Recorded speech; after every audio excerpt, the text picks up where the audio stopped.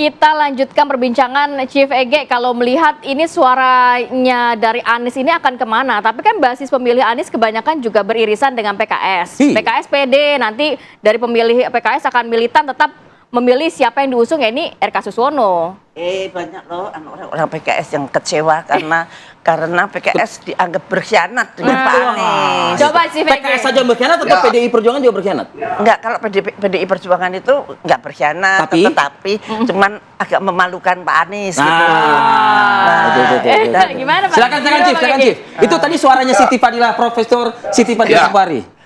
Selamat pagi semuanya, Arif, Ratih, kemudian Prof. Siti, Aris, Usama, dan Holid.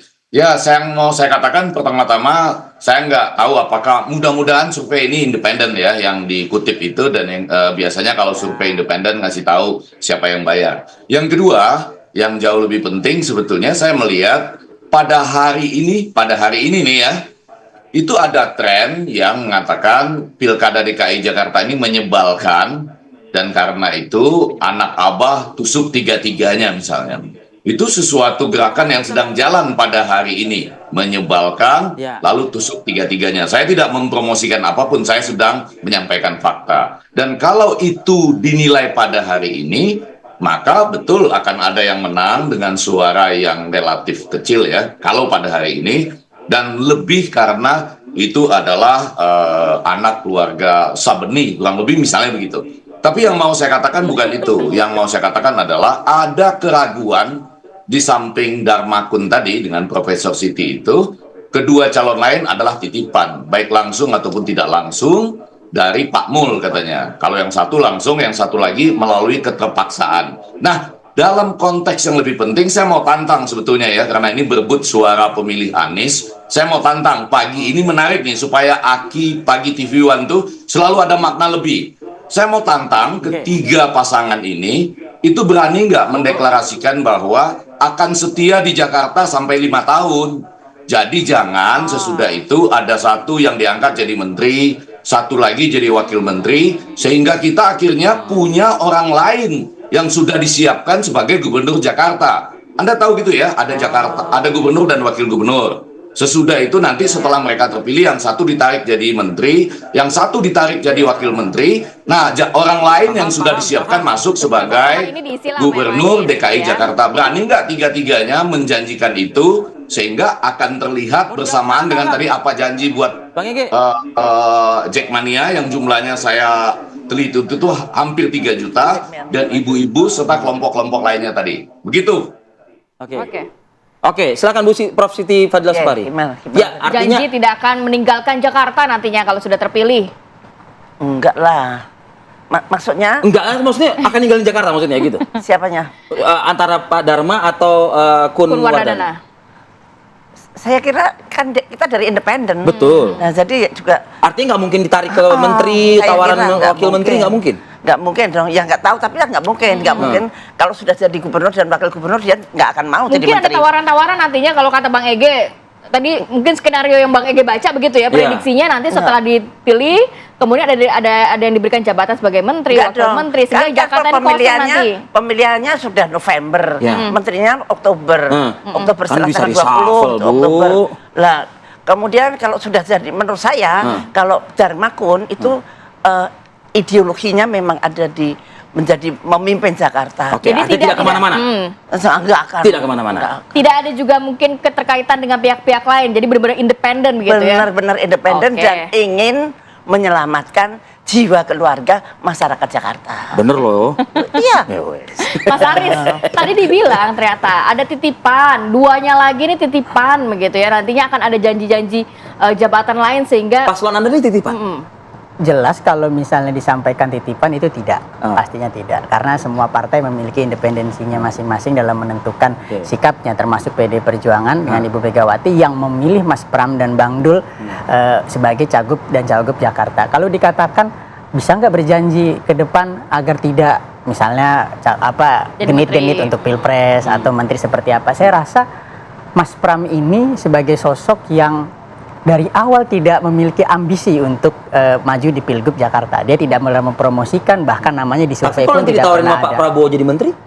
Ya saya pikir, Saya melihat bahwa Soalnya Mas sama Pak Pram ini Jokowi berkomitmen dengan hampir sampai DKI selesai Jakarta. loh. Iya, 10 tahun loh Pak. Ya Pak justru itu beliau setia dengan jabatannya. Ketika memang itu diberikan amanah, beliau tidak akan kemana-mana. Saya pikir. Gitu Yang pertama, Mas Pram itu pernah menjadi anggota DPR, kemudian menjadi Setkap, dan beliau adalah seorang doktor ilmu komunikasi. Saya pikir memiliki komunikasi politik yang baik dengan semua pihak. Jadi beliau sebenarnya tidak memiliki ambisi yang besar selain untuk berbuat kepada bangsanya. Tapi sekarang ambisi untuk Jakarta ya? Secara filsafat ya, kepemimpinan itu adalah ketika orang yang yang ketika tidak menunjukkan ambisinya untuk memimpin, tetapi untuk kebaikan masyarakat. Apalagi Bang Dul, kita paham. Ya. Sejak kita SD, sejak saya baru lahir, saya udah nonton. Bang Dul itu anak Betawi asli. Gitu. Nah ini saya nggak perlu lanjutin, nanti nyanyi begitu kan. Kerjaannya sembahyang mengaji seperti itu kan. Tetapi Anak Betawi asli kan, tapi sebelumnya juga pernah di daerah lain. Betul, tetapi belum tentu kan juga nanti di jabatan lain kan belum tentu juga. Sebenarnya yang saya tekankan di sini adalah seperti apa? Kombinasi Bang Dul dan kombinasi Mas Pram ini adalah kombinasi yang sangat komplit, mewakili apa yang diinginkan masyarakat Jakarta. Maka saat ini kalau kita lihat ketika Mas Pram bergerak ke daerah-daerah, ke kelurahan-kelurahan gitu, kecamatan-kecamatan, ini luar biasa animo publik. Bahkan mungkin saya juga mendengar katanya yang sampaikan Mas Pram ada ketua parpol lain yang itu dia bersama dengan Mas Pram. Jangan-jangan kita tinggal lihat, katanya ya? Wah Mas Pram sama Bang Dul nih kalau dari awal diumumin mendingan gua sama dia aja kan. Dia seperti itu mungkin karena ada gairah atau aura yang ditangkap gitu loh. Masyarakat menginginkan beliau seperti itu. Mas Holid, kalau Anda komitmen RK Suswono sampai dengan 5 tahun, Gubernur RK, Wakil Gubernur Suswono. Nah, saya mengutip kata-kata Mas Anies ya. Cara terbaik untuk melihat perilaku seorang pemimpin adalah lihat masa lalunya. Jadi ketika kita melihat rekam jejak dari Kang Emil, beliau tuntas 5 tahun di wali kota dan tuntas 5 tahun di Jawa Barat. Dan Pak Suswono, beliau tuntas sebagai anggota DPR RI dan tuntas sebagai menteri di era Pak SBY. Jadi rekam jejak Kang Emil sebagai kepala daerah dari wali kota, kemudian Jawa Barat, Gubernur Jawa Barat, itu menunjukkan bahwa beliau orang yang profesional, orang yang memiliki integritas, kapasitas, dan menuntaskan amanahnya hingga selesai. Begitu juga dengan Pak Suswono. Pak Suswono sebagai seorang yang profesional, kompeten, dan menuntaskan pekerjaannya dengan sebaik-baiknya menjadi seorang menteri. Saya kira dengan melihat rekam jejak itu, kita tentu berharap besar bagaimana pasangan ini untuk bisa menuntaskan, mengakselerasi pembangunan di Jakarta. Jadi tidak perlu khawatir Bang Effendi Nazan. Insya Allah apa yang kita inginkan tentang RK Suswono akan bisa terwujud. Tapi RK sendiri kan memang ditugaskan untuk ke Jakarta. Sebenarnya kalau memilih kan pasti di Jawa Barat gitu. Dengan tugas ini akhirnya RK tetap menjalani tugas di Jakarta. Nah kalau ada tugas baru nantinya, ya masa enggak? Ya karena petugas partai ya. Tuh, bagaimana Bang Holid? Karena petugas partai mau nggak bisa menolak kalau ada permintaan selanjutnya atau tugas selanjutnya. Kami bukan orang yang anti partai. Partai politik itu memiliki kedaulatan dan dia mendapatkan mandat juga dari rakyat. Jadi kadangkala kita seringkali mendiskreditkan atau memojokkan partai. Partai itu memiliki aspirasi rakyat. Tentu partai memiliki aspirasi dan kandidat juga menyerap bukan hanya aspirasi dari partai, tapi juga aspirasi dari warga. Karena kedua-duanya juga penting, ya. Karena konstitusi kita tetap menjadikan partai politik sebagai pilar demokrasi.